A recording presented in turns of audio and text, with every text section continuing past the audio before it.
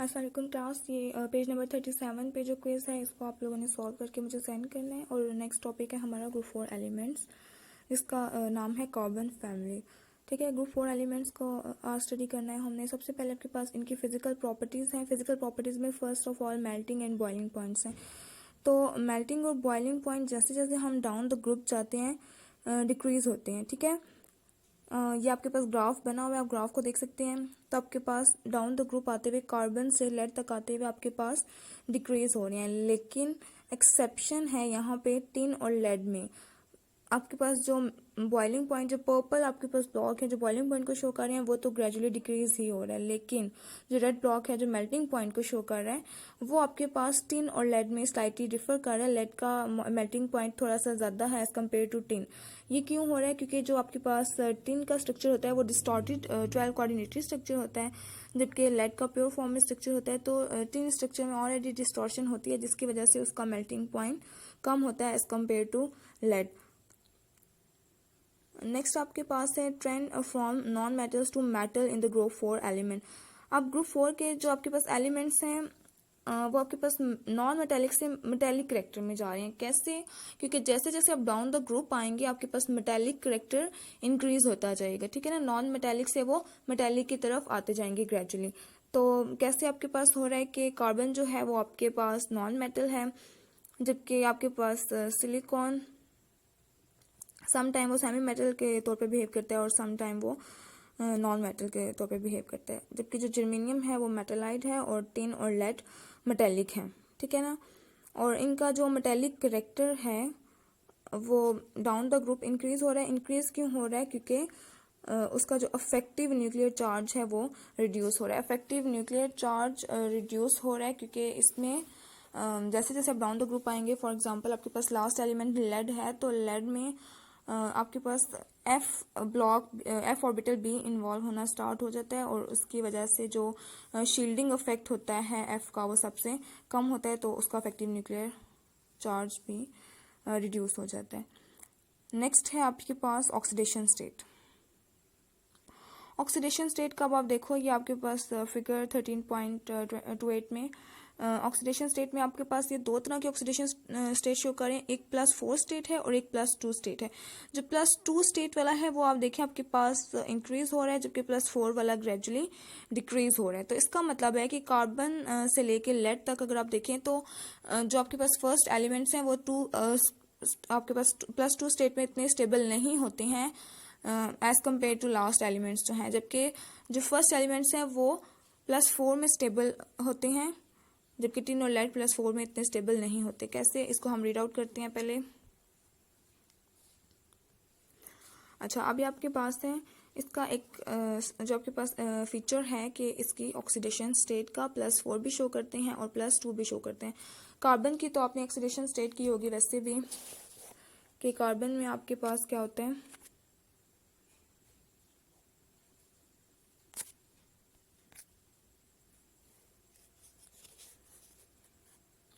Carbon 6 होता है।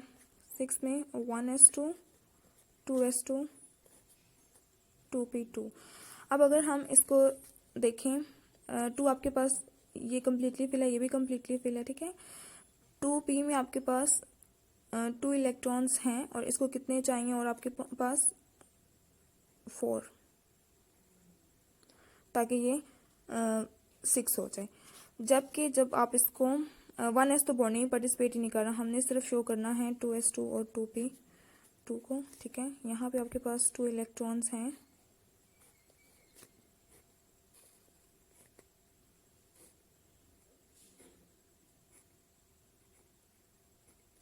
जबकि p में 2 इलेक्ट्रॉन्स हैं।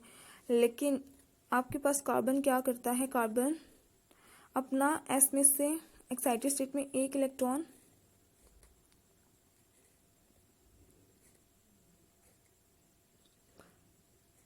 इधर p के पास भेज देगा। अब इधर इन चारों के पास कैपेसिटी है कि ये एक्सेप्ट कर सकते हैं। ठीक है, तो क्या होगा, कार्बन अब यहाँ पे +4 की वैलेंसी शो करेगा। ठीक है, और ये +4 की स्टेट में ज़्यादा स्टेबल होगा। बाकी जो एलिमेंट्स हैं उनका भी अभी हम देखते हैं, वो भी सेम ऐसे ही आपके पास के अब आप देखें existence of compound in which the element show different oxidation state, typical of p block element.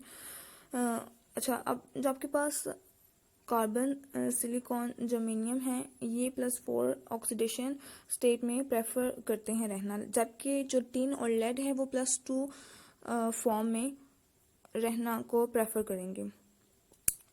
अगर आप देखें, आपके पास जो लेड का स्ट्रक्चर होता है PbCl4, अगर आप एक लें और अगर आप PbCl2 लें तो आपके पास ज़्यादा स्टेबल कौन सा होता है? PbCl2 और PbCl4।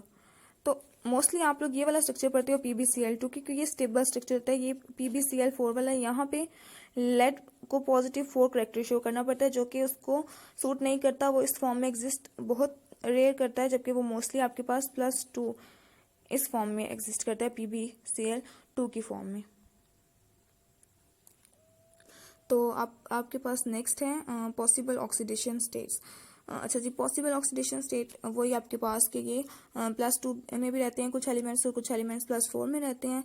तो जो फर्स्ट एलिमेंट है कार्बन एंड सिलिकॉन, वो +4 ऑक्सीडेशन शो करेंगे, जबकि जर्मेनियम, टिन और लेड आपके पास +2 और +4 ऑक्सीडेशन स्टेट दोनों कर रहे हैं। कैसे कि जब आपके पास when only 2 Np electrons from the NS2P2 configuration are lost, we get element in +2 oxidation state. NS2 electron inert and hence are not lost in the formation of M+2 cation. The pair of NS2 electron is called inert pair of electron, since in the group stability of +2 oxidation state also increase from germanium to lead, that is germanium +2 is less than tin +2 less than lead +2। तो यहाँ पे आपके पास है कि जो germanium का +2 है वो लेस स्टेबल होगा एज कम्पेयर टू टिन, और टिन लेस स्टेबल होगा एज कम्पेयर टू लेड। तो जैसे जैसे आप डाउन द ग्रुप आते हैं वैसे वैसे इनकी जो +2 में स्टेबिलिटी है वो इंक्रीज होती जाती है, और जो लेड है वो सबसे ज़्यादा स्टेबल होगा +2 फॉर्म में। और आपके पास कॉन्फ़िगरेशन अगर आप इसकी देखो तो आपके पास जब जैसे जैसे वो NS2 और P2 में से जब वो P2 में से अपने 2 इलेक्ट्रॉन लूज करेगा तो वो +2 ऑक्सीडेशन स्टेट शो करेगा। नेक्स्ट आपके पास है when all the 4 NS2P2 electron are lost, और जब आपके पास ये चारों लॉस हो जाएंगे तब आपके पास +4 की ऑक्सीडेशन स्टेट शो होगी, और उस टाइम आपके पास कार्बन और सिलिकॉन तो स्टेबल होंगे जबकि बाकी स्टेबल नहीं होंगे। जैसा कि इनका ऑर्डर लिखा हुआ है जर्मेनियम टू लेड, तो आप देखो germanium +4 is greater than tin greater than lead, तो जर्मेनियम +4 में ज़्यादा स्टेबल है, फिर टिन है, और फिर सबसे जो कम स्टेबिलिटी शो कर रहा है +4 में वो लेड है। तो इट मीन्स कि जो लेड आपके पास है वो +2 में मोर स्टेबल है एज कम्पेयर टू +4 फॉर्म। और जर्मेनियम का जो आपके पास है compound of Ge2 positive are less stable than those of Ge4 positive. तो 2 पॉजिटिव लेस स्टेबल है एज कम्पेयर टू 4 पॉजिटिव, तो इस वजह से जो जर्मेनियम है वो 4 पॉजिटिव प्रेफर करता है एज कम्पेयर टू +2। नेक्स्ट आप देखें Ge+2 compounds give Ge4 positive compound, क्योंकि आपके पास Ge+2 लेस स्टेबल है तो वो कोई भी जो आपके पास एलिमेंट है वो स्टेबिलिटी पसंद करेगा, तो वो लेस स्टेबल से स्टेबल की तरफ जाने के लिए वो क्या करेगा, ऑक्सीडेशन उसकी होगी और वो Ge+4 में कन्वर्ट हो जाएगा। और आपको पता है कि Ge जो है वो उसको ऑक्सीडाइज, वो रिड्यूसिंग एजेंट है, ठीक है। रिड्यूसिंग एजेंट क्या होता है, खुद रिड्यूस होके दूसरे को ऑक्सीडाइज कर देता है, तो ये रिड्यूस होके उसको ऑक्सीडाइज कर रहा है Ge+4 में। नेक्स्ट आपके पास है टिन कंपाउंड। टिन आपके पास अगेन लेस स्टेबल है Sn+2 में, तो वो Sn+4 में जाएंगे स्टेबिलिटी गेन करने के लिए। लेकिन अब आपके पास जो लेड रहेगी लास्ट पे, लेड आपके पास +4 में लेस स्टेबल होगा, तो इस वजह से वो स्टेबिलिटी के लिए Pb+2 में कन्वर्ट हो जाएगा, ठीक है। तो नेक्स्ट इनका ऑर्डर आपके पास गिवन है Ge+2 is less than Ge+4, तो जर्मेनियम का जो +2 है वो इतना स्टेबल नहीं है तो Ge+4 जो है वो ज़्यादा स्टेबल है। इसी तरह आपके पास टिन का जो +2 है वो स्टेबल नहीं है जितना टिन +4 है, लेकिन लेड आपके पास +2 में ज़्यादा स्टेबल है एज कम्पेयर टू +4। नेक्स्ट है आपके पास negative oxidation state. Negative oxidation state में आपके पास जो कार्बन है, जब भी कार्बन कार्बाइड्स बनाते हैं, लास्ट लेक्चर में आप लोगों ने कार्बाइड का कोई रिएक्शन भी किया था, तो जब भी कार्बन कार्बाइड की फॉर्म में आता है तो इट मीन्स के वो आपके पास नेगेटिव ऑक्सीडेशन स्टेट में है। यहाँ पे कुछ कार्बाइड के आपके पास लिखे हुए हैं, एल्यूमिनियम कार्बाइड, बेरिलियम कार्बाइड। तो जब भी आपके पास कार्बन कार्बाइड की फॉर्म में है तो वो नेगेटिव ऑक्सीडेशन स्टेट शो करें। नेक्स्ट आपके पास है nature of M2 positive and M4 positive compounds. अब M+2 और M+4 में आप कैसे देख सकते हो कि इनका जो कंपैरिजन है, जितना आपके पास कैटायन स्मॉलर होगा उतना ही उसमें कोवलेंट करेक्टर ज़्यादा होता जाएगा। ये भी हमने कल किया था कि कल हमने ग्रुप 2 के एलिमेंट्स किए थे जिसमें बेरिलियम जो था वो सबसे स्मॉलेस्ट था पूरे ग्रुप में, तो इस वजह से जो बेरिलियम है वो कोवलेंट करेक्टर ज़्यादा शो करता है और बाकी जो ग्रुप मेंबर हैं वो आयनिक करेक्टर ज़्यादा शो करते हैं। सेम आपके पास यहाँ पे भी जितना कैटायन का साइज स्मॉलर होता जाएगा उसमें कोवलेंट करेक्टर उतना इंक्रीज होता जाएगा। नेक्स्ट है as we move down the group the density of given cation to form ionic compounds increase। तो जैसे जैसे आप ग्रुप में नीचे आते जाते हैं तो आयनिक फॉर्म की आपके पास करेक्टर आयनिक करेक्टर इंक्रीज होता जाता है, जबकि ऊपर जो आपके पास ग्रुप के जो स्टार्टिंग एलिमेंट्स हैं उनमें कोवलेंट करेक्टर ज़्यादा होगा। नेक्स्ट आपके पास है inert pair affect the formation of bond की जो फॉर्मेशन है, आयनिक बॉन्ड की फॉर्मेशन के लिए आपको पता है आयनिक बॉन्ड की फॉर्मेशन में आपको आयनाइजेशन एनर्जी चाहिए होती है, ठीक है। आयनाइजेशन एनर्जी प्रोवाइड करेंगे तो इसके इलेक्ट्रॉन्स रिमूव होंगे, आयन में वो कन्वर्ट होगा। और आयनाइजेशन एनर्जी के आपके पास देखें जो ग्राफ बना हुआ है, यहाँ पे टिन और लेड में थोड़ा सा डिफरेंस आ रहा है, ठीक है। पहले हमें देखना है इनर्ट पेयर अफेक्ट है क्या। बेसिकली इनर्ट पेयर अफेक्ट आपके पास है कि जो एस इलेक्ट्रॉन्स होते हैं वो इजी हैवियर एटम्स में जो एस इलेक्ट्रॉन है वो इजीली आयनाइज नहीं हो सकते हैं, ठीक है।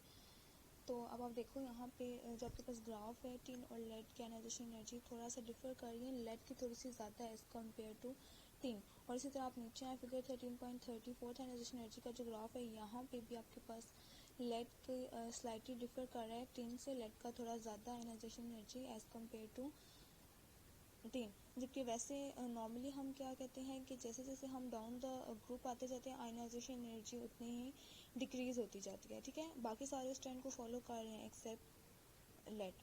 तो लेड क्यों नहीं फॉलो कर रहा, क्योंकि आपके पास जो इसकी इलेक्ट्रॉनिक कन्फिगरेशन है लेड की, ये आप देखें तो आपके पास लेड और ये आपके पास टिन की इलेक्ट्रॉनिक कन्फिगरेशन है। यहाँ पे जो 6p2 है और 5p2 है, इधर से तो आपके पास आयनाइज ये तो इजीली हो जाएंगे, लेकिन जो आपके पास s वाला ऑर्बिटल है ये आपके पास ग्रुप 4 में जो सबसे हैवियर एटम एलिमेंट है वो आपके पास लेड है, ठीक है ना। तो आपके पास जो हैवियर एलिमेंट होता है उसका s इलेक्ट्रॉन का आयनाइज होना बहुत डिफ़िकल्ट होता जाता है। जो S का आयनाइज होना डिफ़िकल्ट हो जाएगा इस वजह से, क्योंकि बॉन्डिंग में तो यही तो पार्टिसिपेट कर रहे हैं, ये तो पार्टिसिपेट कर रहे हैं, तो ये जो बॉन्डिंग में पार्टिसिपेट कर रहे हैं इसका यहाँ से रिमूव होना डिफ़िकल्ट हो गया, तो इस वजह से इसको आयनाइजेशन एनर्जी थोड़ी सी ज़्यादा चाहिए थी और इसका इजीली रिमूव हो जाएगा, तो इस वजह से इसको आयनाइजेशन एनर्जी कम चाहिए होगी, इसको ज़्यादा चाहिए, ठीक है। तो नेक्स्ट आप लोग देखें कि इसका जो रीज़न है, the reason for this all this lie in the theory of relativity. Theory of relativity क्या है बेसिकली कि जो जैसे जैसे आप हैवियर एलिमेंट की तरफ मूव करते हो, डाउन द ग्रुप आते हो, इस ग्रुप में आपके पास जो सबसे हैवियर एलिमेंट है वो लेड है, तो आपके पास क्या होता है, रिलेटिविस्टिक कॉन्ट्रैक्शन हो जाती है ऑर्बिटल्स की। और रिलेटिविस्टिक कॉन्ट्रैक्शन क्या है कि जो एस ऑर्बिटल है, न्यूक्लियस क्या करता है, अब उसको अपनी तरफ बहुत ज़्यादा अट्रैक्ट करता है, ठीक है ना, एस ऑर्बिटल को। और उसमें क्या होता है कि वो उसको अपनी तरफ अट्रैक्ट कर रहा होता है, तो इस वजह से जाहिर सी बात है जब भी वो न्यूक्लियस उसको अपनी तरफ किसी भी ऑर्बिटल को अपनी तरफ ज़्यादा अट्रैक्ट कर रहा होगा तो उसका वहाँ से बॉन्ड अपना तोड़ना उतना ही टफ होता जाएगा। तो इस वजह से जो लेड की आयनाइजेशन एनर्जी है वो ज़्यादा है as compared to tin. This affect s electron much more than p electron. अच्छा, ये जो है आपके पास जो रिलेटिविस्टिक अफेक्ट है या रिलेटिविस्टिक कॉन्ट्रैक्शन है, ये पी इलेक्ट्रॉन्स को इतना ज़्यादा अफेक्ट नहीं करती जितना कि ये एस इलेक्ट्रॉन्स को अफेक्ट करती है। लेड के केस में क्या हो रहा है, रिलेटिविस्टिक कॉन्ट्रैक्शन जो है वो उसको डिफ़िकल्ट बना देती है कि 6 इलेक्ट्रॉन वो वहाँ से इजीली रिमूव हो जाएं। 6 जो s इलेक्ट्रॉन्स हैं वो वहाँ से उनको रिमूव करना डिफ़िकल्ट बना देती है। डिफ़िकल्ट बनाएगी तो फिर ऑब्वियस सी बात है उसको एनर्जी भी ज़्यादा चाहिए होगी। The energy releasing term which ions are formed obviously are not enough to compensate for this extra energy. This means that it doesn't make energetic sense for lead to form 4 positive ions. तो जो relativistic contraction है इसकी वजह से lead +4 ion बनाना prefer नहीं करता बल्कि +2 form में रहना ज़्यादा पसंद करेगा। और जो आपके पास जैसे जैसे आप डाउन द ग्रुप आते हैं हैवियर एलिमेंट में, ठीक है ना, लाइक आपके पास यहाँ पे आप देख सकते हो कि यहाँ पे आपके पास ये आपके पास जो लास्ट वाले हैं ये हैवियर एलिमेंट है। तो ये जो आपके पास जो स्टार्ट वाले हैं ये तो आपके पास वही वैलेंसी शो करते हैं जो ग्रुप नंबर है। फॉर एग्जांपल ग्रुप नंबर 4 है तो ग्रुप 4 वैलेंसी शो करेंगे। लेकिन जैसे जैसे आप डाउन द ग्रुप आते हो तो ये ग्रुप नंबर से ज़्यादा आपके पास दूसरी वैलेंसी शो करते हैं। वो वैलेंसी आप कैसे ऑब्टेन कर सकते हैं, जो भी ग्रुप नंबर है। ये तो भी हम ग्रुप 5 की बात कर रहे हैं, इसमें आगे आप अभी हेलोजेंस भी इस चैप्टर में पढ़ेंगे जो कि ग्रुप 7 में। तो पी ब्लॉक एलिमेंट्स में जितने भी ग्रुप हैं, पी ब्लॉक आपको पता है 3rd ग्रुप से स्टार्ट होकर 7 तक है। तो पी ब्लॉक में जितने भी एलिमेंट्स हैं वो आपके पास सारे, उन सब में आपने क्या करना है, ग्रुप नंबर में से -2 कर देना है। ग्रुप नंबर में से -2 करके आपके पास जो वैल्यू आ रही है ये उसमें रहना ज़्यादा प्रेफर करते हैं, ठीक है ना। हैवियर एलिमेंट ग्रुप नंबर में से -2 करेंगे तो जो आपके पास चार्ज नंबर यहाँ पे क्या आ जाएगा +2, तो आपके पास ये वाले जो है वो +2 में रहना प्रेफर करेंगे एज कम्पेयर टू +4। नेक्स्ट आपके पास है the nerd pair affect in the formation of covalent bonds. We need to think about why carbon normally form 4 covalent bond rather than 2. अच्छा, जो कार्बन है वो नॉर्मली 4 कोवलेंट बॉन्ड बनाता है 2, क्योंकि जो कार्बन है वो +4 में ज़्यादा स्टेबल है, +2 में वो स्टेबल नहीं है। Using the electron in boxes rotation the outer electronic structure of carbon look like this. अच्छा, ये लुक लाइक दिस किया हुआ है, आगे उन्होंने बनाया नहीं हुआ, तो आप कार्बन का खुद ड्रॉ कर लीजिएगा। कार्बन तो अगर आप बॉक्सेस में उसकी नोटेशन शो करें तो आप कैसे करेंगे कि कार्बन का जिस तरह मैंने अभी आपको वो दिखाया भी था।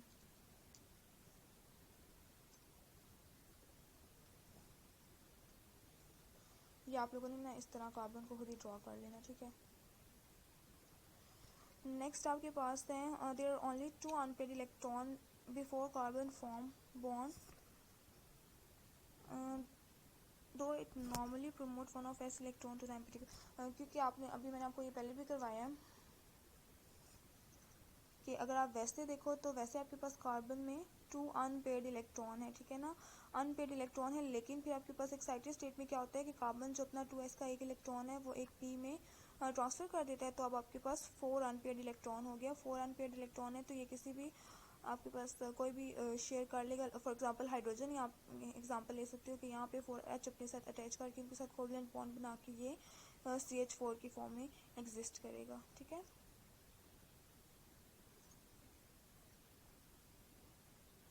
नेक्स्ट आपके पास है that leave 4 unpaired electron which can go on to form 4 covalent bond. ये देखिए आपके पास 2s में पहले 2 इलेक्ट्रॉन्स हैं, 2px में है, एक 2py में है, फिर उसने अपना एक्साइटेड स्टेट में एक 2pz में भी भेज दिया है। और अब वो क्या करेंगे, उनके 4 में अनपेयर्ड इलेक्ट्रॉन है तो वो 4 कोवलेंट बॉन्ड बना लेंगे। It is worth supplying the energy to promote the s electron because the carbon can form twice as many covalent bond. Each covalent bond that forms release energy and this is more than enough to supply energy needed for this promotion. अच्छा, next वो आपको कह रही है कि अब जब आपके पास s इलेक्ट्रॉन प्रमोट कर रहे हैं तो उस टाइम जो एनर्जी आपके पास रिलीज हो रही होगी, ठीक है ना, वो एनर्जी आपके and this is more than enough to supply the energy needed for this promotion. तो वो एनर्जी इनफ होगी उसको नेक्स्ट ठीक है, ऑर्बिटल में प्रमोट करने के लिए। One possible explanation for the reluctance of lead to do the same thing line filling bond energies as we go down the group. अच्छा, नेक्स्ट आपके पास बॉन्ड एनर्जीज है। बॉन्ड एनर्जी आप लोगों ने फर्स्ट ईयर में चैप्टर 3 में की थी कि bond energy tend to fall as atom get bigger. जैसे जैसे एटम का साइज डाउन द ग्रुप आप आते हैं तो एटम का साइज बड़ा होता जाता है, बड़ा होता जाएगा तो बॉन्ड एनर्जी उसकी कम होती जाएगी, ठीक है ना। तो आपके पास जो लेड है, लेड भी आप देख सकते हो कि कार्बन फैमिली का लास्ट एलिमेंट है, तो उसकी भी बॉन्ड एनर्जी कम हो जाएगी। तो इस वजह से क्या होता है, bonding pair is further from the two nuclei and better screen for them, क्योंकि वो जैसे जैसे दूर होता जाता है ना, साइज उसका बड़ा होगा तो वो दूर होता जाता है, और उसमें जो स्क्रीनिंग इफेक्ट है या शील्डिंग इफेक्ट है वो ज़्यादा हो जाता है। ये इस कोड में मैंने लिखा है, आप इसको नोट कर लीजिएगा। एफ का जो शील्डिंग इफेक्ट है वो लेस देन होता है D, less than P, less than S. तो एफ का जो शील्डिंग इफेक्ट है वो लेस देन एस है। ये आपके पास 4f इलेक्ट्रॉन का शील्डिंग इफेक्ट यहाँ पे सबसे कम होगा, ठीक है। एफ का ये आपके पास शील्डिंग इफेक्ट का ऑर्डर है या स्क्रीनिंग इफेक्ट का। उसके बाद नेक्स्ट आपके पास है for example the energy released when 2 extra lead halogen are formed may no longer be enough to compensate for extra energy needed to promote a 6 electron into empty 6s electron को empty 6p में जब वो transfer करेगा। अच्छा ठीक है, lead की form में आप देखें आपके पास जो बॉन्डिंग में पार्टिसिपेट कर रहे हैं 6s2 और 6p2 पार्टिसिपेट कर रहे हैं, ठीक है ना।